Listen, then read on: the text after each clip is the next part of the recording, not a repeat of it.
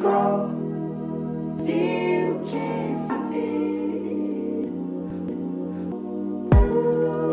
What is up? I am Crypto Mason, and welcome back to the Crypto Mason YouTube channel. Shout out to the Gold Squad. We look for gold in every single aspect of our lives, and we always find it. Now today, we are back for another daily market update, a chaotic daily market update. The market is still in absolute chaos. In my opinion, we have the stablecoin UST actually fully depegged after my video yesterday. That thing literally went to like, let's see, it went to like 67 cents or something crazy like that. That thing went to 60 cents. Like, imagine you had $1 million in that stablecoin and you wanted to sell it. It would now be worth only 600,000. So insane. So that's happening. Bitcoin is absolutely doing horribly. We're going to talk about why that is and what's happening with that. Also, we have some other things with H-bar today. We're going to talk about some good buys on the market. And overall, why you are so smart that you're still watching crypto videos right now. And you're so smart because you're continuously paying attention. Before we get into it, make sure you follow on Twitter right here. There's my username.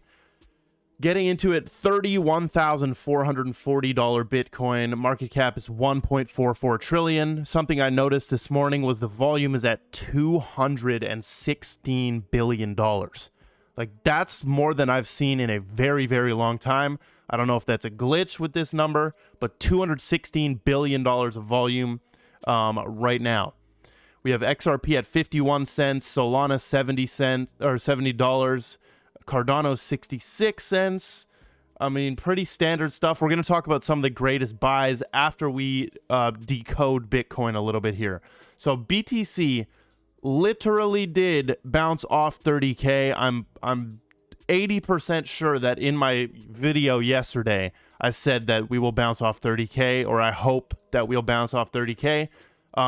Clean bounce. This is the daily candle right here. We got a clean bounce. If you look at the 4 hour, right, we had a very clean bounce, 1.88%, 3.16%. So a good 8 hours there of just going up. We actually reached about $32,500. So this is getting pretty interesting, right? Like, Market Cypher had the two green dots stacked right there. $31,000, decent. I mean, a lot of people are thinking that this thing could go down to like 15K, 20K, right? And here's some of the reasons that this is happening. So first of all, we have Tether printing 1 billion US dollars, USDT out of thin air. So they minted 1 billion USDT. They have not printed in a while, by the way. I don't think they've printed in a while.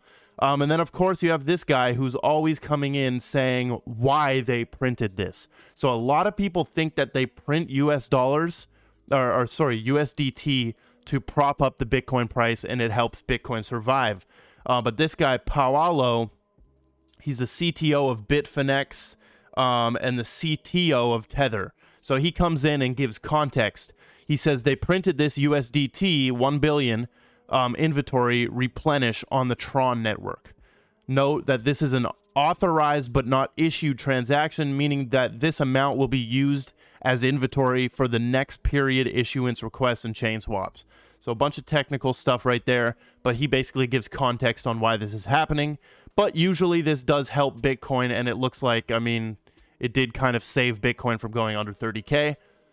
A lot of people also think that they're trying to liquidate Michael Saylor.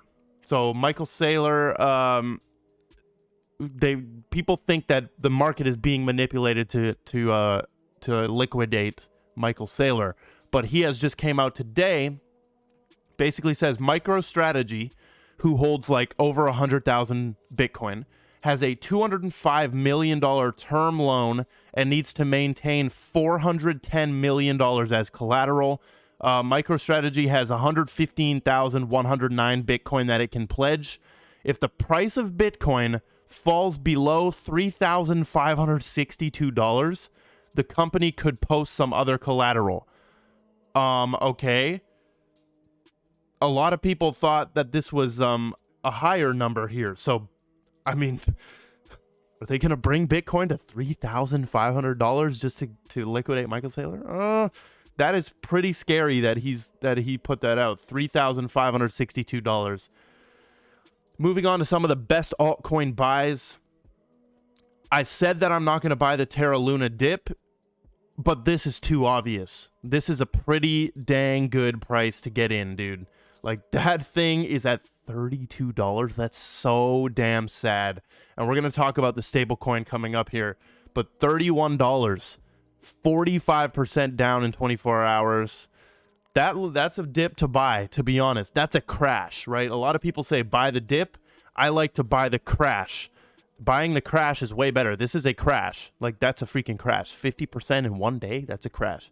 And then we have Chainlink, which is blowing my mind that this thing was at $8 yesterday. Literally 8 on the dot.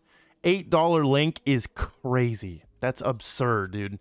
So now you're sitting at, basically, if it goes to all-time high, if it goes and breaks its all-time high again, you're sitting at 52 divided by, let's say you get in at $9. You're sitting at almost a 6x of your money if you just get in now. Chainlink is one of the most solid projects.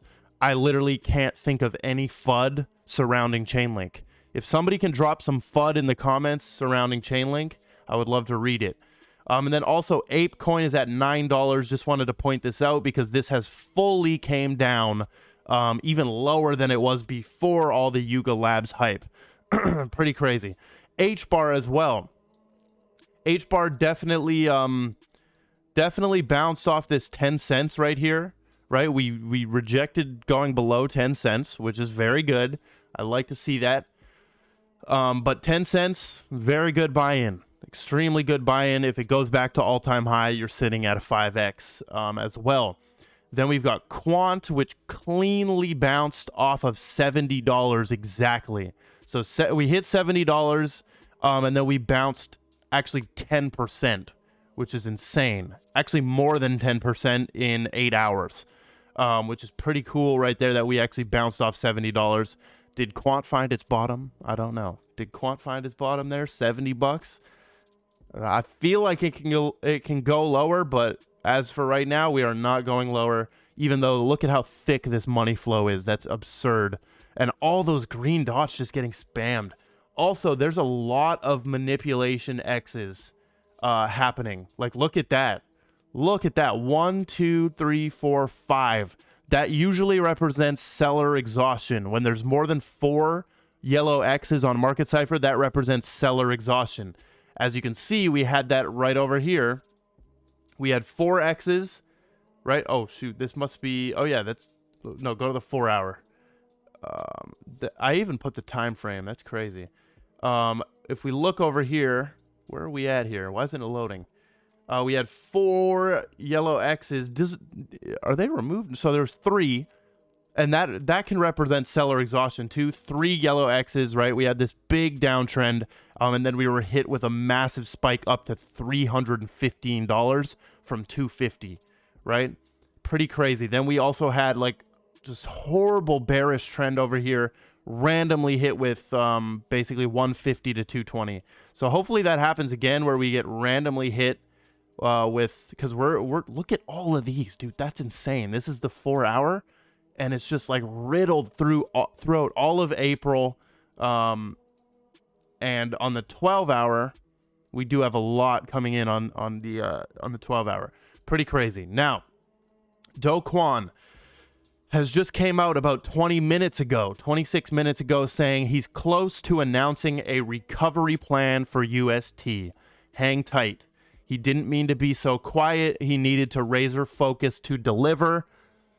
Thanks everyone for the support. So this dude is probably going through it. I had a funny question on my live stream yesterday. Somebody said, do you think Do Kwon is still going to go to permissionless, which is the most recent the conference coming up by Blockworks. I wish I could go to it, but it conflicts with VCon in my schedule.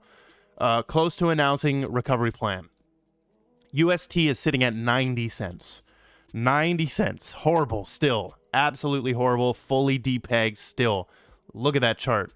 By the way, I watch this on the Chainlink data feeds because this is like the best, most up-to-date data right here. Now, what is the overtone of this? This feels to me like an attack. No, it's like somebody in the comments, some genius, please explain how this thing actually depegs. Unfortunately, my technical knowledge does not allow me to understand how this actually slips off its peg and keeps going down. It's way over my head in that regard. But this feels like an attack on decentralized algorithmic stablecoins.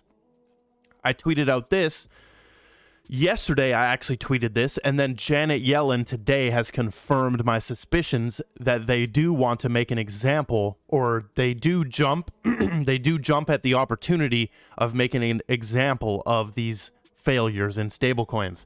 So basically create the problem. The problem that they want to create is that decentralized algorithmic stablecoins have problems and don't work. And then they want to present the solution. And the solution is we must only have centralized stablecoins that we can control indirectly and that have sold their soul to us. And this is things like USDC, that's Circle, that's Coinbase. USDT, that's Bitfinex, that's controlled by China, right? Sorry, excuse me. BUSD, that's Binance, right? All sold their soul. Now look at what Janet Yellen says today. 35 seconds. Here we go. I hate her voice, by the way. I'm sorry. I'm sorry to offend anybody who loves her voice. I hate it. She sounds like a Martian. I would note that there was a report just this morning in the Wall Street Journal that a stable coin known as Terra USD experienced a run and had declined in value. And I think that simply illustrates that this is a rapidly growing product, and that there are risks to financial stability, and we need a framework that's appropriate. And we need a framework that's appropriate. There it is. So she is not very she's not very direct with what she's saying. But she is saying this, that we must only have centralized stablecoins that we can make a framework around. We can control them indirectly. They must have sold their soul to us, or we're going to make them not work. So this does feel like an attack. I don't know who is attacking UST, but somebody tell me how that actually works. Now, I tweeted this out. I recognize right now that there's a great reputation tarnishing going on. Now, the culprit for this UST attack might be some Bitcoiners. Has anybody thought about that? How Quant literally bought all that Bitcoin to like help Terra, which is an altcoin. And these toxic Bitcoiners don't like altcoins at all. So if you're buying Bitcoin with the intention of using it to like fortify an altcoin, they're going to hate it. So all of these reputation tarnishes that are on my screen right now, right? Let's go through them. Solana is the network that goes down. Phantom is the network that its leaders always abandon. By the way, the CEO, like the founder of Phantom, abandoned it. And then we had Andre and the other guy abandon it. Luna is the network with the stablecoin that can't keep its peg. That is the most recent tarnishing. XRP has been tarnished forever, the network for bankers. And then I said, are they going to come for AVAX next? HBAR is basically already tarnished as well, being centralized by centralized by morons who don't understand it. And Algo has no tarnishing. Where's Algorand's tarnishing? It's not there. So they would be coming for AVAX and Algo next. And they kind of already tried to do it with HBAR. You know, HBAR is the network that the founders dump their coins on the people. That would be the tarnishing currently, and the centralization thing. And then a lot of people like put what they predict will be the tarnishing in the comments there. So I recognize that this is happening. Like this is actually, it is happening. Like attacks are being made. Like this is arguably could be an attack. This is definitely just showing instability in altcoins. And then this definitely could be an attack too. This has been an attack for sure. XRP. The HBAR is an attack for sure. We'll see what happens. Now, some more stuff on HBAR right here. Basically, Banxa is an on-ramp, and they're becoming the first on-ramp retail platform to support USDC on Hedera. So basically, you can onboard for cheaper than using USDC on Ethereum, right? On Ethereum, you got to pay all the fees.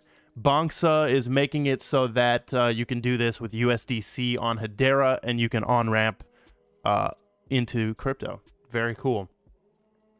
Last thing we've got for today is Queen Elizabeth has announced a new bill that aims to support the safe adoption of crypto and also more easily seize and recover crypto related to ransomware. Now, here's the actual bill thing, and it says the main benefits of the bill would be harnessing the opportunities of innovative technologies in financial services. Okay, we need that. Including supporting the safe adoption of cryptocurrencies and resilient outsourcing to technology partners or to technology providers. Very good. And the second mention of crypto is it says creating powers to more quickly and easily seize and recover crypto assets, which are the principal medium used for ransomware. The creation of a civil forfeiture, what is that word? Power will mitigate the risk posed by those who cannot be criminally prosecuted but use their funds to further criminality. Queen Elizabeth coming at crypto. Very cool. Very cool that she's even aware of it and working on it. Now, that is all we've got for the daily market update. In the midst of this chaotic market, I hope you're staying calm. This channel will always be a calm channel, despite the clickbait titles and the more exaggerated titles. The titles are not clickbait at all. I can argue every single one of my titles is not clickbait. I have screwed up once or twice in making the title too exaggerated. But this will always be a calm channel. So basically I get you to click on the title and then I calm you. Okay, that's how it should work. So this will always be unbiased as well. We're looking at everything, right? We're looking at Terra objectively. We're looking at everything objectively. So make sure you're following on Twitter, Instagram. There's my names right there. Make sure you also join the Telegram group. I love every single one of you, and goodbye.